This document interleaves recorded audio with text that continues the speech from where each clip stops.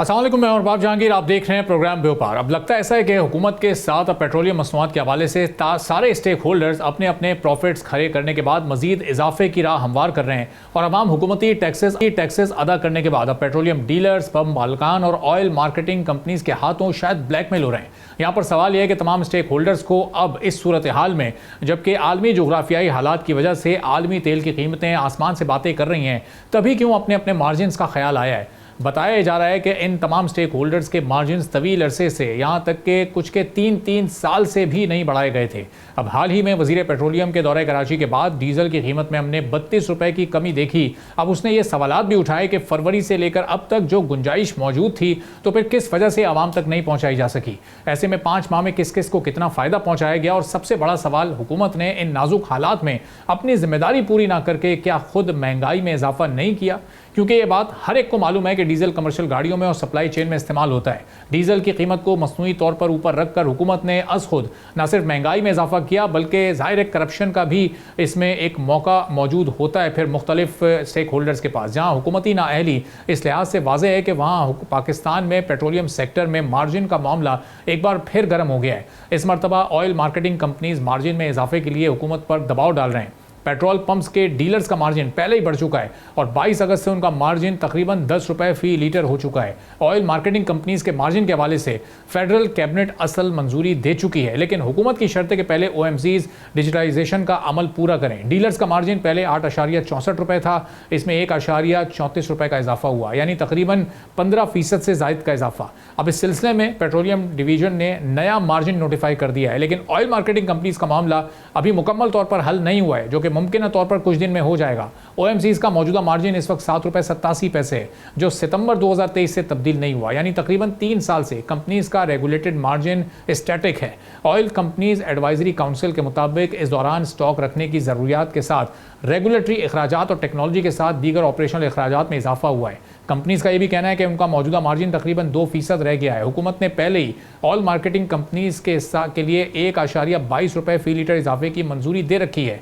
अब उसके बाद ये मार्जिन 7.87 से बढ़कर 9 रुपए से भी जायद हो जाएगा। लेकिन यहाँ असल मसला डिजिटाइजेशन का है। हुकूमत ने ऑयल मार्केटिंग कंपनीज के मार्जिन में इजाफे को पेट्रोलियम सप्लाई चेन की डिजिटलाइजेशन की शर्त से जोड़ रखा है। अब रीज़न जो भी हो, जब ये मार्जिन बढ़ेगा तो यकीनी तौर पर पेट्रोल मजीद महंगा होगा, लोगों पर इसका बोझ मजीद बढ़ेगा। ये सारे मार्जिन पब्लिक पर क्यों मुंतकिल किए जा रहे हैं, कैसे मौके पर, जब इस वक्त ऑयल की जो कीमतें हैं आलमी मार्केट में वो बहुत ज़्यादा हाई साइड पर हैं और उसमें कमी के फिलहाल कोई इम्कानात नज़र नहीं आ रहे। क्या हुकूमत के पास इस वक्त ऑप्शन हैं, क्या स्ट्रेटजी आगे होनी, इस पर हम बात करेंगे। मिर्ज़ा इश्तियाक बेग साहब बिजनेसमैन हैं, माहिर सनतकार हैं, हमारे साथ मौजूद हैं। मिर्ज़ा साहब, बहुत शुक्रिया प्रोग्राम के लिए, आपने वक्त निकाला। हम देख रहे हैं एक के बाद एक मार्जिन में इजाफा हो रहा है। लेवी ऑलरेडी इतनी भारी सूरत में मौजूद है। 1 लीटर पेट्रोल पर एक पाकिस्तानी इस वक्त 130 रुपए से ज़्यादा के टैक्सेस अदा कर रहा है। इसके बावजूद भी गवर्नमेंट अप्रूव कर रही है मुख्तलिफ मार्जिन और लोगों पर वो पास ऑन कर रही है। देखिए, सबसे पहले तो ये जो इजाफा खास तौर पे पेट्रोलियम डीलर्स एसोसिएशन ने किया है, ये ऐसे वक्त पे किया है कि इस वक्त दुनिया के अंदर पेट्रोल के जो प्राइस हैं ऑयल के, वो हायर साइड के ऊपर हैं because of the Iran America war. मगर उन्होंने इस वक्त एक तरह की ये धमकी दी थी कि अगर ये इजाफा, और वो इजाफा जो था वो इससे भी ज़्यादा डिमांड कर रहे थे, जो कि मेरे ख्याल से बड़े अफसोस का मुकाम है कि ये मौका नहीं था।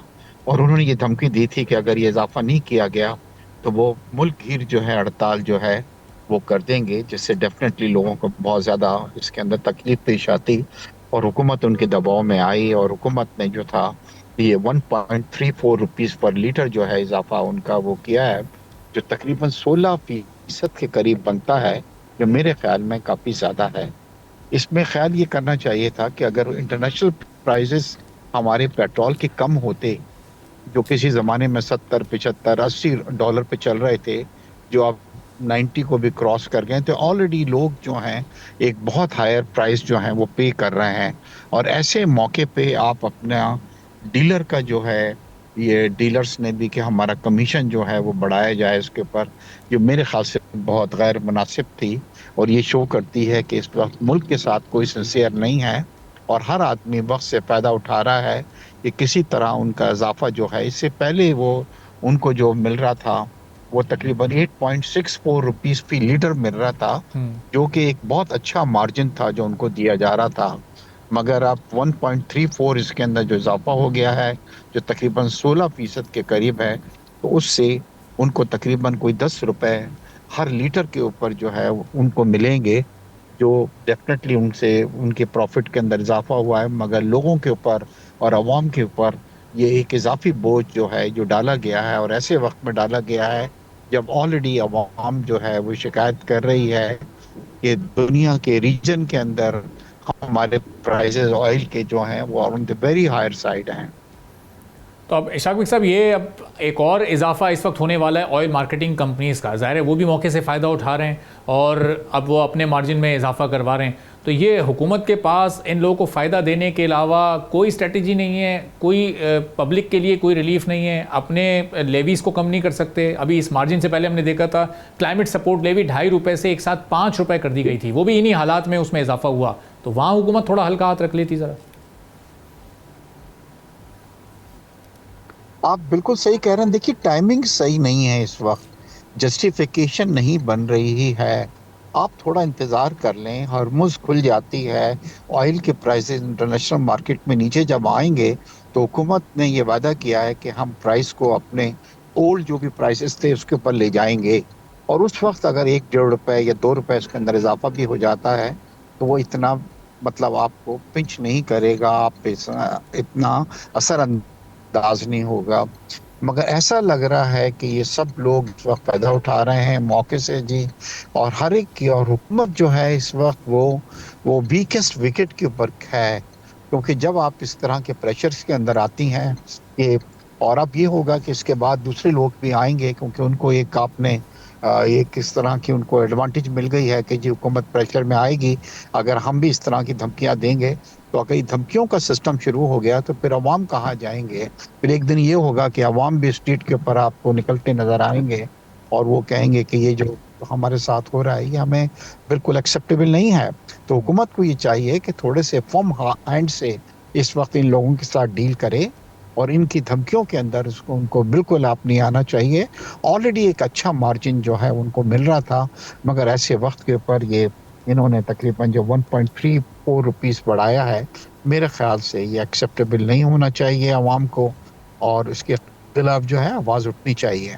और इशाक साहब, इससे पहले हमने देखा था कि जब पेट्रोल 3-4 महीने पहले जब ये जंग अपने पीक पर थी, उस वक्त यहाँ पर बाइकर्स को सब्सिडी दी गई, मोटरसाइकिल वालों को ₹100 पर लीटर महीने में 20 लीटर के हिसाब से ₹2000 सब्सिडी मिली। तो अब फिर ये बढ़ते बढ़ते पेट्रोल 350 के करीब पहुँच चुका है। अब तो रोज़ाना की बुनियाद पर ये इजाफा करने लगी है हुकूमत। तो यहाँ पर अब उस सब्सिडी का मार्जिन नहीं बन जाता कि चलें ₹100 ना सही, कोई ₹50-60 की सब्सिडी उस लोअर तबके के लिए देखी जाए जो कि अफोर्ड नहीं कर सकता इतना महंगा पेट्रोल। देखिए, इस वक्त हम आईएमएफ के एक मुआहदे पे हैं, और आईएमएफ के इस मुआहदे में सब्सिडी वो बिल्कुल अलाउ नहीं करते। एक टाइम सब्सिडी ज़रूर दी गई थी, मगर उसमें आईएमएफ की तरफ से काफ़ी इसके अंदर जो है वो प्रेशर हमारे ऊपर आया है, और हम उनके साथ एक मुआहदे में हैं। मगर देखिए, प्राइसेस जो हमने बढ़ाए थे उसके दो मकसद थे। एक तो इंटरनेशनल मार्केट के अंदर जो प्राइसेस थे जो थे, खाम तेल जो था उसके प्राइसेस में इजाफा हुआ था। मगर दूसरी जो चीज़ थी वो ये थी कि किसी तरह जब चीज़ महंगी होगी तो उसकी डिमांड के अंदर कमी आएगी, कंजम्पशन में कमी आएगी। मगर मुझे ये इस वक्त कहते हुए बड़ा अफसोस हो रहा है कि पाकिस्तान के अंदर डिस्पाइट्स के हमारे प्राइसेस बढ़े हैं, हमारी कंजम्पशन जो थी पाकिस्तान की उसके अंदर कोई कमी नहीं आई है, बल्कि एक मौके पे तो वो कंजम्पशन जो थी हमारी वो बढ़ गई। तो बाइक वालों से भी मेरी ये दरख्वास्त है कि प्लीज़ थोड़ा सा आप भी अननेसेसरी मोटरसाइकिलों को यूज़ नहीं करें। अगर एक घर के अंदर 2 अफराद हैं तो रादर दैन 2 मोटरसाइकिल निकल रही हैं, एक मोटरसाइकिल निकालें। हमें ऑस्टेरिटी मेजर जो हुकूमत ने अनाउंस किया था वो कामयाब नहीं गया। जिस वक्त प्राइम मिनिस्टर साहब ने ये कहा था कि जी हम जो हैं वो पेट्रोल का करेंगे, अपने वर्किंग आवर्स को कम करेंगे, गवर्नमेंट की गाड़ियां जो हैं वो कम होंगी, यूज़ होंगी, मगर at the end of the day जब हम देखते हैं कि हमारी टोटल इंपोर्ट जो है ऑयल की उसके अंदर इजाफा हुआ है, प्राइस वाइज नहीं, प्राइस वाइज तो हुआ है दुनिया में, क्वांटिटी वाइज भी जो है उसके अंदर कोई कमी वाकई नहीं हुई है। सही। तो अब इश्तियाक बेग साहब, ये ज़ाहिर है इस वक्त चूँकि एक आलमी दबाव है, मईशत का आलमी सूरत हाल इस वक्त ख़राब है, तो अब ये अगले 2-3 महीने में ये अब इस वक्त सिचुएशन बनती क्या नज़र आ रही है? अगर ये ऑयल प्राइसेस फौरी तौर पर नहीं कम होते तो ओवरऑल हमारी इकॉनमी इसी तरह से प्रेशर में रहेगी और उसका ट्रिकल डाउन इफेक्ट एक आम आदमी को डिस्टर्ब करते हुए हमें नज़र आएगा, या कुछ बेहतरी के आसार भी कहीं आपको नज़र आ रहे हैं फिस्कल पॉइंट ऑफ व्यू से?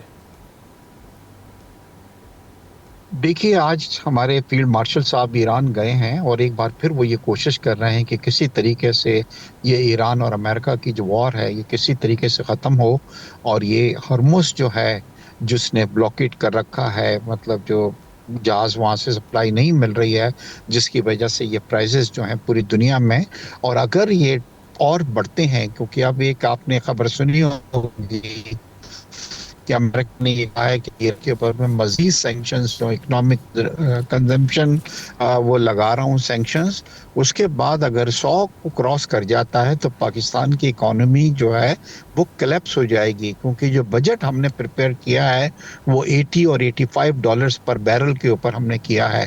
पाकिस्तान की इस वक्त इंपोर्ट जो है ऑयल की वो $16 बिलियन जो है उससे ज़्यादा बढ़ गई है, और ईच $10 जब बढ़ते हैं इसमें इजाफा होता है तो उससे हमारा कोई $2.5 बिलियन का हमारा बढ़ जाता है, हमारा जो ऑयल बिल जो है वो बढ़ जाता है।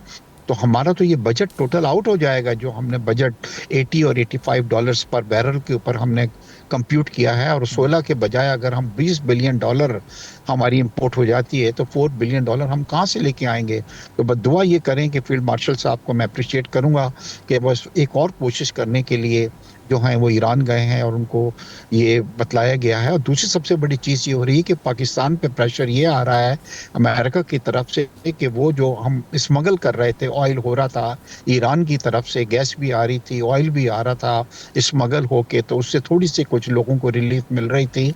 उस पर भी अब अमेरिका ने जो ईरान पे सैंक्शंस बहुत सख्त कर दी हैं, और ख़ास तौर पे ये कहा है कि जी आप जो हैं वो किसी तरीके से बिल्कुल चाइना के साथ जो है अपना जो बिजनेस को जो है वो ख़त्म करें, इंपोर्ट्स को ख़त्म करें, चाहे वो ऑफिशियल हो चाहे अनऑफिशियल हो। तो इसके आने वाले दिन के अंदर मुझे प्राइस भी बढ़ते हुए नज़र आ रहे हैं, मगर दुआ ये करें कि सेंस प्रिवेल करे और ईरान जो है इस चीज़ पर राज़ी हो जाए, जिसके लिए फील्ड मार्शल वहाँ पे गए हैं, कि वो हरमुज़ किसी तरीके से खुल जाए। जब वो खुलेगी तो अमेरिका ने जो ब्लॉकेट कर रखा है वो भी ख़त्म होगा, और उसके बाद जब ऑयल फ्लो जो है हमारा शुरू होगा तो इंटरनेशनल मार्केट में प्राइसेस इंशाल्लाह आप देखेंगे कि नीचे आएंगे। और हुकूमत ने ये वादा किया है कि अगर हमारे प्राइसेस उसी 75-80 के ऊपर आ जाते हैं तो हुकूमत दोबारा वही प्राइस जो है उसके ऊपर ले आएगी जो हमें जंग से पहले जो है प्राइसेस के ऊपर हमें पेट्रोल मिल रहा था। ठीक है, बहुत बहुत शुक्रिया मिर्ज़ा इश्तियाक बेग साहब, बिजनेसमैन सनद मौजूद थे, गुफ्तगू आपने सुनी। एक छोटा सा ब्रेक लेते हैं, ब्रेक के बाद वापस आएंगे, एक और आम मौजू पर बात करेंगे। एक बार फिर आपको प्रोग्राम में खुशामदीद कहेंगे। तेल की आलमी कीमत मुस्तकिल बढ़ रही है, पाकिस्तान में पेट्रोल रोज़ाना की बुनियाद पर महंगा हो रहा है, और इस सारी सूरत हाल में पाकिस्तान में सरकारी गाड़ियों का खर्च एक बार फिर एक बड़ा सवाल बनकर सामने आ गया है। हालांकि हुकूमत किफ़ायत शहरी और अखराजात में कमी के बड़े बड़े दावे करती है, लेकिन हकीकत इससे बिल्कुल मुख्तलिफ नज़र आती है, क्योंकि खुद हुकूमती इदारे और उनके अपने आदाद शुमार से कौल व फेल का तजाद सामने आ जाता है। 5 साल में वफाकी हुकूमत के फ्यूल बिल में 190% का इजाफा हुआ है। फिस्कल ईयर 2020-21 में वफाकी वजारतों के साथ महकमों और मुतल्लिका इदारों ने फ्यूल पर तकरीबन 7.5 अरब रुपए खर्च किए थे। अब इसी तरह 2024-25 में यही खर्च बढ़कर तकरीबन 22 अरब रुपए हो गया, यानी 5 साल में सरकारी फ्यूल बिल में 14.25 अरब रुपए का इजाफा हुआ। लेकिन असल सवाल यहाँ पर यह है कि क्या सिर्फ पेट्रोल और डीजल महंगा होने से खर्च बढ़ा? तो आदाद शुमार कुछ और ही कहानी बताते हैं। फिस्कल ईयर 2020-21 में फ्यूल अखराजात तकरीबन 8.35 अरब रुपए रहे। अगले साल 2022-23 में ये रकम अचानक बढ़कर 15.5 अरब रुपए हो गई, यानी एक ही साल में 88% का इजाफा। फिस्कल ईयर 2023-24 में खर्च मामूली इजाफे के साथ 15.67 अरब रुपए बना। फिर 2024-25 में एक मरतबा फिर बड़ा जंप आया और बिल तकरीबन 22 अरब रुपए तक पहुंच गया। अब यहाँ पर एक दिलचस्प बात सामने आती है। साल 2024-25 में जुलाई से अप्रैल के दौरान औसत पेट्रोल कीमत 257 रुपए फी लीटर रही, जबकि उससे पिछले साल यानी 23-24 में इसी मुद्दत में कीमत 283 रुपए रही थी, यानी औसत पेट्रोल कीमत तकरीबन 9% कम हुई। मगर इसी साल वफाकी हुकूमत का फ्यूल बिल 39% बढ़ गया। तो फिर मसला आखिर कहाँ है? मुमकिन है गाड़ियों की तादाद बढ़ी हो, मुमकिन है ज़्यादा किलोमीटर सफ़र किया गया हो, और ये भी मुमकिन है कि पेट्रोल के बजाय डीजल या दीगर महंगे फ्यूल का इस्तेमाल बढ़ा हो, या फिर सरकारी गाड़ियों के इस्तेमाल और फ्यूल कंट्रोल में कुछ कमज़ोरियाँ मौजूद हो। अब एक और बड़ा सवाल बजट का भी है। फिस्कल ईयर 2024-25 में फ्यूल के लिए तकरीबन 16 अरब रुपए मुख्तस किए गए थे, लेकिन असल खर्च पौने 22 अरब रुपए तक पहुंच गया, यानी तकरीबन 6 अरब रुपए ज़्यादा। ये सिर्फ महंगे फ्यूल का मामला नहीं लगता, ये बजट प्लानिंग और अखराजात के कंट्रोल का मसला भी हो सकता है। यहाँ हुकूमत की ट्रांसपोर्ट मोनेटाइजेशन पॉलिसी भी बहुत ज़्यादा अहम है। BS20 के लिए माहाना मोनेटाइजेशन अलाउंस तकरीबन 66,000 रुपये है।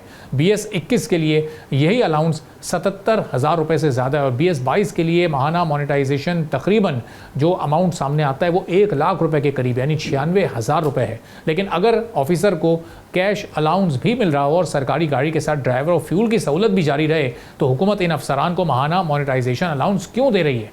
इसीलिए असल हिसाब सिर्फ पेट्रोल के बिल का नहीं होना चाहिए। हुकूमत को यह भी बताना चाहिए कि कितनी गाड़ियां हैं, कितने लीटर फ्यूल खरीदा गया है, फ़ी गाड़ी कितने किलोमीटर चली है, फ़ी लीटर औसत कीमत क्या थी, और किस अफसर या किस महकमे ने कितना फ्यूल इस्तेमाल किया है। क्योंकि एक सादा सा फार्मूला पूरी कहानी समझा सकता है। अगर इस्तेमाल शुदा मकदार को फ़ी लीटर कीमत के साथ मल्टीप्लाई किया जाए तो कुल खर्च सामने होगा, और हुकूमत ने अभी हमें सिर्फ खर्च बताया है, मकदार और फ़ी लीटर असल कॉस्ट का कोई जिक्र ही मौजूद नहीं है। अब जबकि दुनिया में तेल महंगा है, पाकिस्तान में कीमत मुसलसल बढ़ रही है, तो वो ऑस्टेरिटी मेजर्स, वो किफ़ायती इकदाम किधर मौजूद हैं, और ये फ्यूल का क्यों इतना खर्चा बढ़ता जा रहा है हुकूमत का? इस पर हम बात करेंगे। चौधरी मोहम्मद अकमल साहब माहिर माशियात हमारे साथ मौजूद हैं। चौधरी साहब, बहुत शुक्रिया प्रोग्राम के लिए, आपने वक्त निकाला।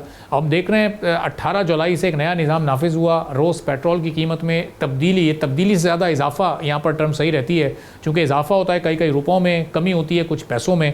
तो ये उसके बाद हम देख रहे हैं कि हुकूमत के जो फिगर्स हैं पेट्रोल के खर्चे के, वो तो बिल्कुल भी कम नहीं हुए।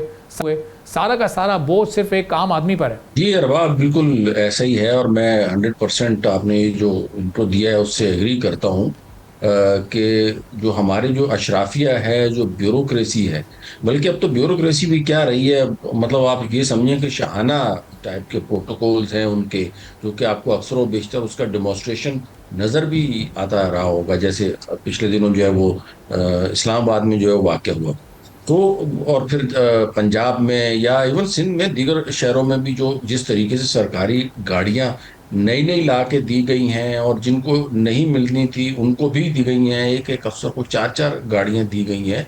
तो उसके बाद अगर आप ये सोचें कि जी पेट्रोल का बिल जो है या जो सरकारी, जो मैं कहूँगा लोग हैं, अफसरान हैं, उनका अगर फ्यूल का बिल कम हो जाएगा, तो ये मेरे ख्याल में एक गलत फहमी वाली बात होगी। बुनियादी वजह जो है इसकी, मैं ज़ाहिर है यही कहूँगा कि इसमें जो जो पॉलिसीज़ बनाई जा रही हैं वो एज सच मैच नहीं करती हैं जो व्हाट एक्चुअली ऑन ग्राउंड चीज़ें रिफ्लेक्ट हो रही हैं। पॉलिसीज बना रही हैं कि जी हमने एनर्जी को जो है वो सेव करना है, हमने जो है वो इलेक्ट्रिक व्हीकल्स की तरफ जाना है। इसके बरक्स अगर देखा जाए तो गाड़ियां जो खरीदी भी जा रही हैं वो भी पेट्रोल वाली खरीदी जा रही हैं, पेट्रोल के अखराजात भी बढ़ रहे हैं, और उसमें दोनों वेरिएशंस का इम्पैक्ट है। प्राइस वेरिएंस भी उसमें है, उसमें क्वांटिटी वेरिएंस भी है, यानी प्राइस में इजाफे की वजह से जो 22 अरब रुपए तक जो अखराजात पहुंचे हैं वो इम्पैक्ट भी है, और उसमें जो क्वांटिटी में इंक्रीज हुआ है, जो पहले कम थी अब आहिस्ता आहिस्ता बढ़ गई है, तो उसका इम्पैक्ट भी मौजूद है। और उसको कैलकुलेट करना it's not a big deal. 22 अरब रुपए का अगर पेट्रोल है तो उसको एवरेज जो एनुअल प्राइस है उससे आप डिवाइड करेंगे तो नंबर ऑफ लीटर्स में भी ये चीज़ रिफ्लेक्ट हो जाएगी, और डेफिनेटली मेरे ख्याल में ये 30 से 35% जो है वो क्वांटिटी का वेरिएंस है पिछले सालों के निस्बत ये जो मौजूदा साल है। यानी अगर कीमतों में इजाफा ना भी हुआ होता तो भी जो है ये क्वांटिटी में इन्होंने 30 से 35% तक का इजाफा किया है, जो कि इनके कॉल और फेल के तजाद का जो है वो मज़र है। और इसको अगर कंट्रोल ना किया गया तो ये फ्यूचर में यही चीज़ें आगे भी बढ़ती जाएंगी। और हैरान कुन बात जो है ना वो ये है कि इसके ऊपर IMF भी खामोश रहता है, इसके ऊपर IMF भी जो है वो कोई ऐसा सच एक्शन नहीं लेता। पेट्रोलियम लेवी के ऊपर एक एक रुपए को जो है ना वो काउंट कर रहा होता है, कंसिडर कर रहा होता है। कोई सब्सिडी अगर देनी हो तो उसको एक एक रुपए को जो है वो IMF कंसिडर करता है। लेकिन ये इस तरह के जब खर्चों की बात आती है तो न जाने क्यों IMF भी यहाँ पे आके खामोश हो जाता है। चाहे वो जो भी अफसरान हो, जजेस की तनख्वाहों को आप देख लें या दीगर ब्यूरोक्रेसी के AC DC, मतलब आप उनके प्रोटोकॉल देखेंगे तो वो पब्लिक सर्वेंट के बजाय पब्लिक ओनर जो है वो आपको ज्यादा लगेंगे। तो अब चौधरी साहब, इसमें ख़ास बात यह है कि इस फिस्कल ईयर में जो ये गुजर चुका है उसमें 4 महीने तो वो थे जब जंग शुरू हुई, अपनी पीक पर पहुंची, फिर उसमें थोड़ा ठहराव आया, उसी दौरान हुकूमत ने नई स्ट्रेटजीज़ बनाई, अपने ऑस्टेरिटी मेजर्स का ऐलान किया।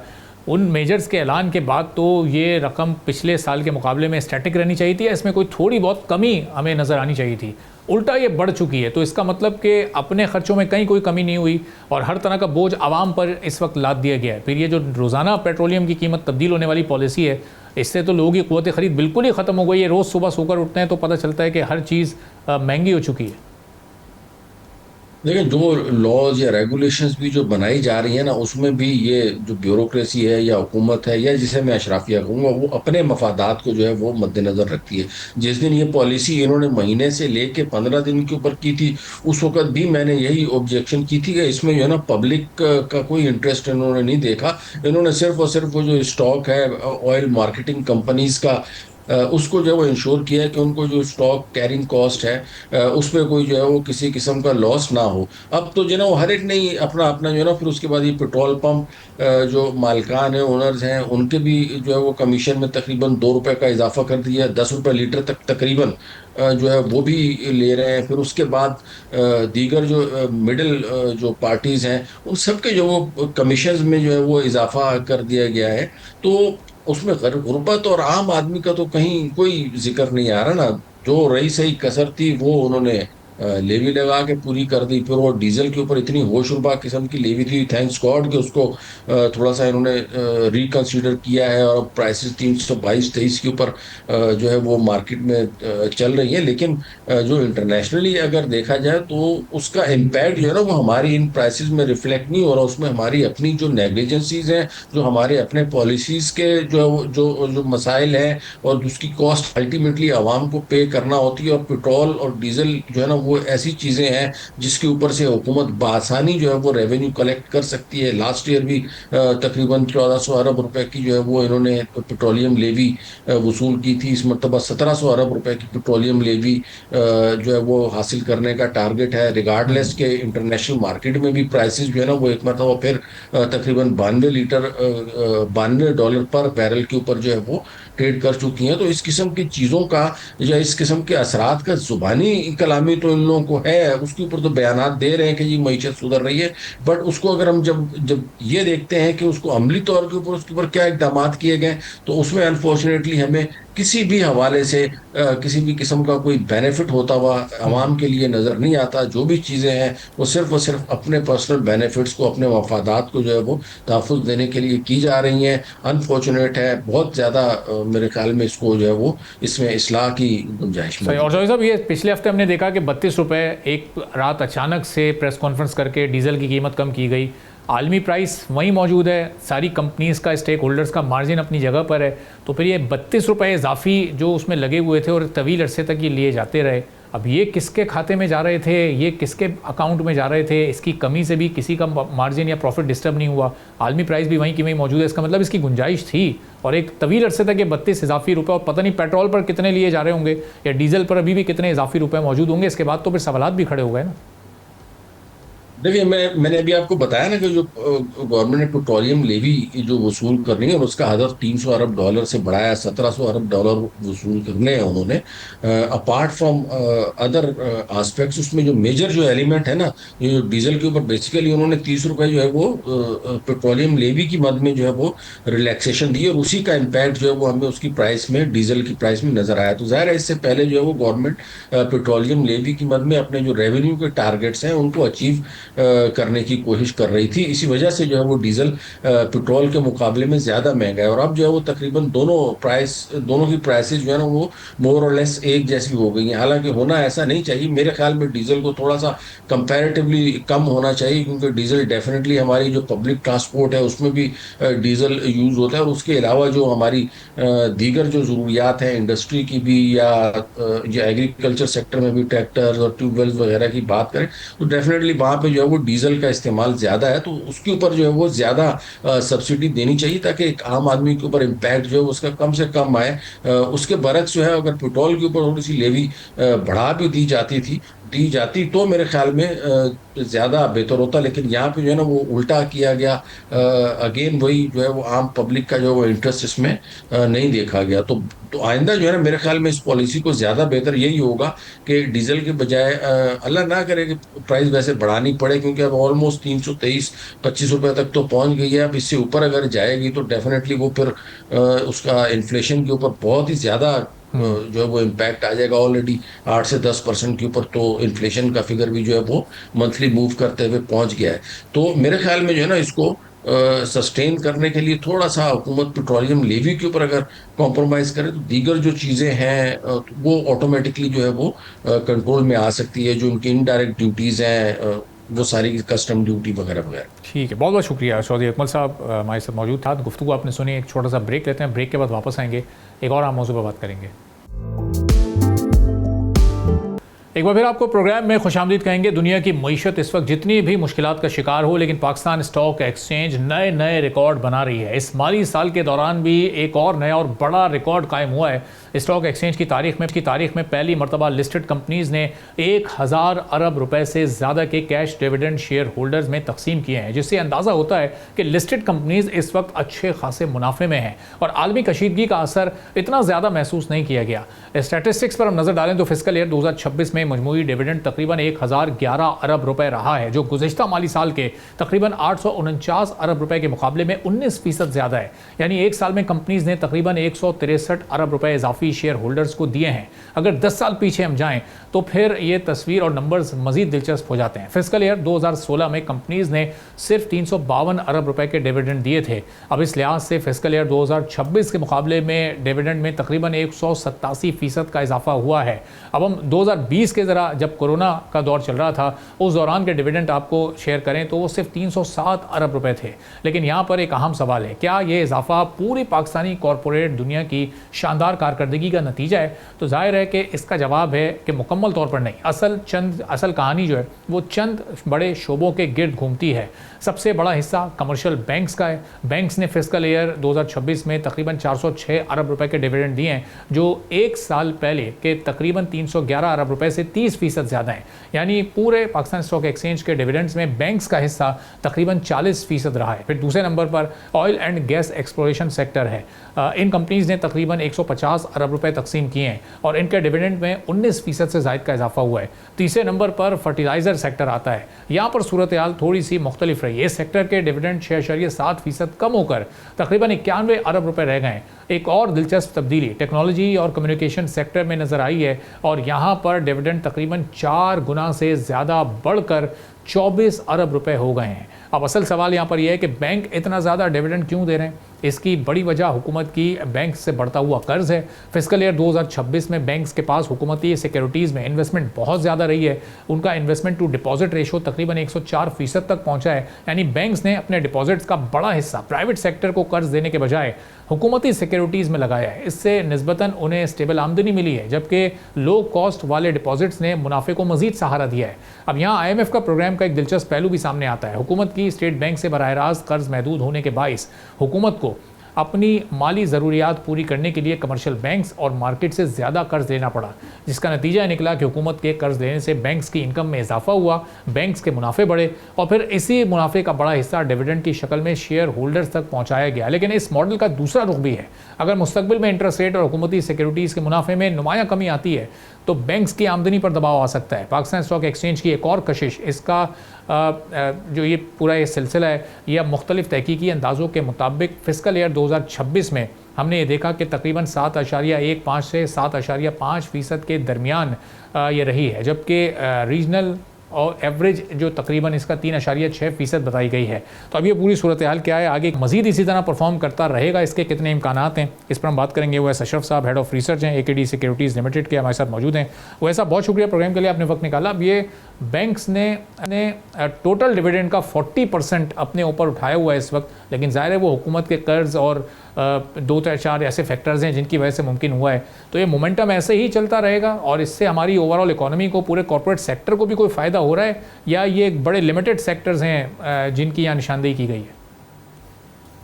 देखें, जो आपने सारी बातें की हैं अभी तक वो सब ठीक हैं, एक ये भी देखना चाहिए कि अगर हम पिछले 10 साल की एवरेज देखें तो हमारी स्टॉक मार्केट ने जो है एवरेज डिविडेंड यील्ड जो है वो 9.3% की दी है, एज़ कम्पेयर टू अगर वही पैसा हमने टी बिल में लगाया होता तो वो हमें तकरीबन 11% के यील्ड करता, और अगर हमने सेविंग अकाउंट में वही पैसा रखा होता तो तकरीबन मुझे 5% एनुअल रिटर्न मिलता। लेकिन यहाँ पे एक बड़ी बात है जो समझने की है कि अगर मैं बैंक में पैसा आज 1 लाख रखवाता हूँ, तो वो मेरा 1 लाख ही रहेगा, वो बढ़ेगा नहीं पैसा। जो मुझे इंटरेस्ट उसके ऊपर मिला वो मुझे मेरे अकाउंट में आ गया। इसी तरह अगर मैं टी बिल में लगाता हूँ तो 11.1% तो मुझे 10 साल मिला, लेकिन जो मेरा प्रिंसिपल है वो 1 लाख का 1 लाख ही रहा। तो लेकिन इसके बरक्स अगर हम स्टॉक मार्केट की बात करें, तो आपने जो पैसा 1 लाख उसमें लगाया तो उसको आपको पर एनम जो है वो 9.3% तो उसने सिर्फ डिविडेंड यील्ड दे दी, और आपका पैसा भी 4 गुना कर दिया, डिस्पाइट द फैक्ट कि सिर्फ पिछले 10 साल के अंदर हम 2 दफ़ा क्राइसिस के थ्रू गुजरे हैं। तो ये एक बड़ा पॉइंट है जो अंडरस्टैंड करना चाहिए इन्वेस्टिंग पॉइंट ऑफ व्यू से भी, कि जो आपका टी बिल है या फिक्स अकाउंट है, उसमें आपका प्रिंसिपल नहीं बढ़ता। उसमें आपको जो कूपन मिलता है वो अगर री-इन्वेस्टमेंट हो तो तभी आपका प्रिंसिपल बढ़ सकता है। तो इसका मतलब ये है कि जो आपको डिविडेंड मिल रहा है वो आप फॉरगो कर रहे हैं। लेकिन अगर स्टॉक्स की बात करें, अगर आप साल के साल डिविडेंड खाते भी जाएँ, तो आपकी जो कैपिटल एप्रिसिएशन है वो इतनी हो जाती है कि वो आपके जो इन्फ्लेशन है उसको ईज़िली बीट कर देती है। तो रहा सवाल आपका दूसरा, जो आपका जो असल सवाल था, वो ये कि ये क्या डिविडेंड पेइंग कैपेसिटी यहाँ से इम्प्रूव होगी? हमें लगता है यहाँ से डिविडेंड पेइंग कैपेसिटी और इम्प्रूव होगी, क्योंकि जो बैंक्स हैं उनकी कैपिटल एडिक्वेसी काफ़ी सफिशिएंट लेवल्स के ऊपर है। हम एक बैंक्स जो हैं वो एक एडजस्टमेंट फेज़ के थ्रू गुज़र रहे हैं कि आपका जो इंटरेस्ट रेट है वो 22% से कम होके अब 11.5% के ऊपर है, तकरीबन हाफ़ हो गया।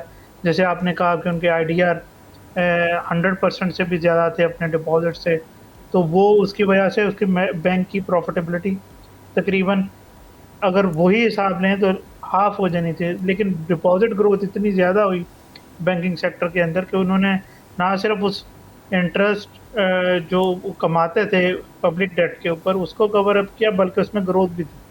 अब गोइंग फॉरवर्ड हम देख रहे हैं जैसे-जैसे एडीआर आपके बढ़ेंगे, जो कि पब्लिक सेक्टर को या प्राइवेट सेक्टर को डिपॉज़िट्स होते हैं, वो जैसे-जैसे बढ़ेंगे तो उनके ऊपर आपका स्प्रेड्स बैंकिंग सेक्टर का ज़्यादा होता है, कहीं 2% होता है, कहीं 3% होता है, तो आपके बैंकिंग सेक्टर की प्रॉफ़िटेबिलिटी मज़ीद बेहतर होगी। और इन्फेक्शंस रेशो अगर देखें कि मेरा लोन अगर ख़राब हो सकता है तो वो काफ़ी कम है पाकिस्तान के बैंकिंग सेक्टर में। दूसरा बड़ा सेक्टर जिसने कंट्रीब्यूट किया है वो ऑयल एंड गैस है अभी तक का।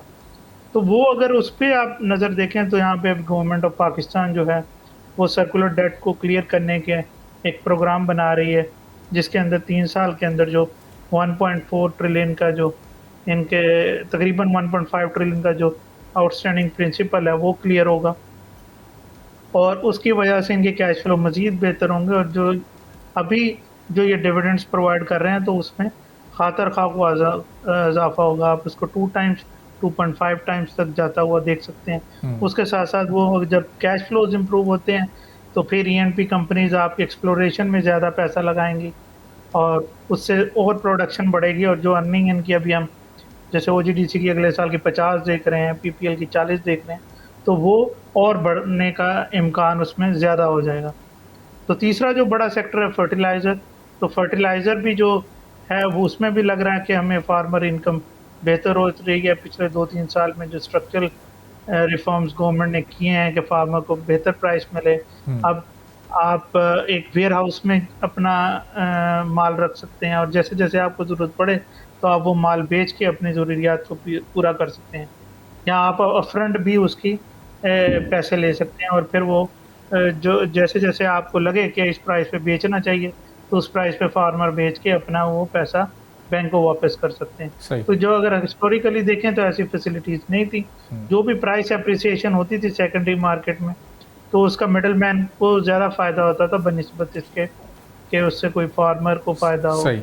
या किसी और को। तो वैसा भी बताइएगा कि जो अब एक नए इन्वेस्टर के लिए ये इनकरेजमेंट हो रही है कि 4 से 5 सेक्टर इस वक्त आउटस्टैंडिंग परफॉर्म कर रहे हैं, या फिर ये डिस्करेजमेंट है कि आपके पास कोई बड़ा पोर्टफोलियो 8, 10, 12 सेक्टर्स का अवेलेबल नहीं है, बल्कि ये जो टॉप परफॉर्मर्स आपके बहुत ही लिमिटेड 3-4 सेक्टर्स ही हैं, बाकी सेक्टर्स परफॉर्म नहीं कर रहे, तो नए आने वालों को इस पर थोड़ी तशवीश होगी कि उनके पास ऑप्शंस बहुत कम है इन्वेस्टमेंट के, मखसूस सेक्टर्स में इन्वेस्टमेंट करेंगे तो ही प्रॉफिटेबिलिटी होगी। देखिए, आप देख रहे हैं एब्सोल्यूट नंबर्स को। एब्सोल्यूट नंबर्स में क्योंकि बैंकिंग हमारा तकरीबन केएसई 100 का 25 to 28% बनाता है, और इसी तरह ईएनपी कंपनीज हैं वो 13% बनाती हैं, फर्टिलाइज़र भी कोई 12% के करीब बनाता है। तो जब हम एब्सोल्यूट नंबर्स की बात करेंगे तो वेटेजेस के लिहाज से इनके हमेशा ही एब्सोल्यूट टर्म्स में नंबर्स ज़्यादा आएंगे, क्योंकि ये एक तरह से हमारे हैं। तो जैसे बैंकिंग सेक्टर है वो सिक्लिकल सेक्टर है, लेकिन वो क्योंकि उनकी इन्वेस्टमेंट गवर्नमेंट के ज़्यादा पार्क है, तो इस वक्त तरह से वो ज़्यादा डिफेंसिव ही प्ले किया है। फिर जो हमारी इकॉनमी का स्ट्रक्चर है उसमें भी बैंक्स रेदर देन सिक्लिकल्स ज़्यादा डिफेंसिव ही आपको नज़र आते हैं, क्योंकि डिविडेंड स्ट्रीम जो है वो कंटिन्यूसली बिल्ड होती जा रही है, डिस्पाइट कि हमने 2018 का क्राइसिस देखा, 22 का क्राइसिस देखा। ग्लोबली ये होता है कि जब इस तरह के क्राइसिस आते हैं तो एनपीएल्स बढ़ते हैं, लेकिन हमारे यहाँ क्योंकि बिजनेस स्ट्रक्चर तो ट्रेडिंग पे हैं, ज़्यादा मैन्युफैक्चरिंग या कैपेक्स हैवी नहीं है, तो ज़्यादा रिस्ट्रक्चरिंग नहीं होती, तो उसकी वजह से बैंक्स के जो पोर्टफोलियो में आपके इफेक्ट नहीं होते। इसी तरह ईएनपीज है तो उनकी डॉलर हैज प्रॉफिटेबिलिटी है, जब डॉलर निकलता है तो उनको फ़ायदा होता है, तो उधर से उनकी बचत हो जाती है। इसी तरह से फर्टिलाइज़र है, क्योंकि हम ज़्यादातर चीज़ें बाहर से इंपोर्ट करते हैं, तो वो उनकी प्राइसेस भी समहाउ लिंक्ड हैं कि इंटरनेशनल कमोडिटी प्राइसेस जैसे चल रही हैं या डॉलर रेट जैसे चल रहा है, तो उसके साथ साथ ही फार्मर की प्रॉफिटेबिलिटी भी इम्प्रूव होती है।